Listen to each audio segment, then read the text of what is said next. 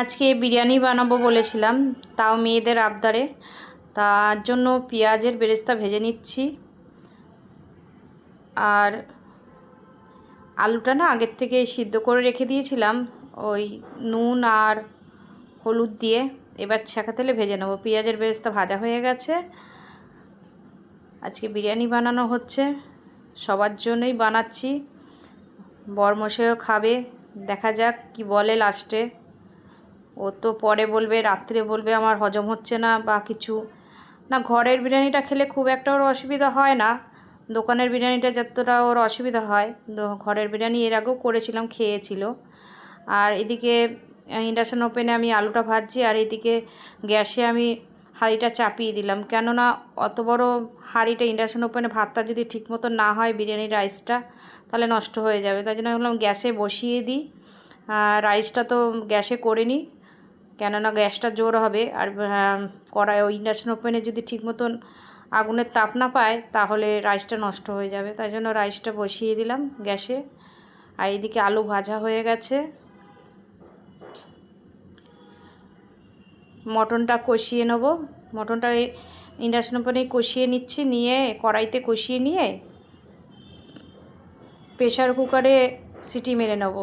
7টা মতো সিটি মারবো, না হলে সিদ্ধ হবে না। একটু বড়, অনেকটাই বড় বড় পিস আছে।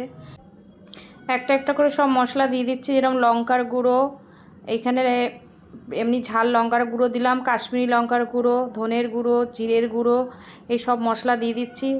কিছুটা বিরিয়ানির মশলাও দিয়েছি, গুঁড়ো মশলা। আর ঘরে তৈরি করার গরম মশলা ছিল বিরিয়ানির, সেটাও দিয়ে দেবো।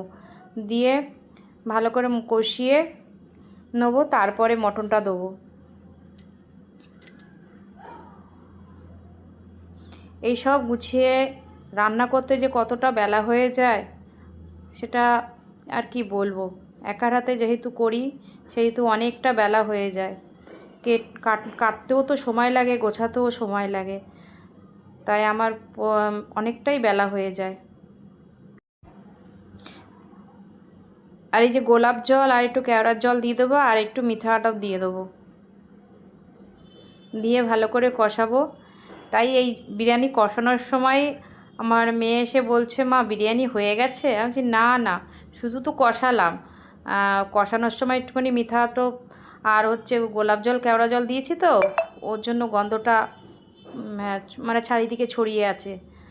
এখনও হয়নি, আগে মাংস কষানো হোক, তারপরে তো বিরিয়ানি সেট করব, দমে দেবো। এখনও অনেক সময় লাগবে। যাই হোক, আমার রান্নাঘরের যুদ্ধ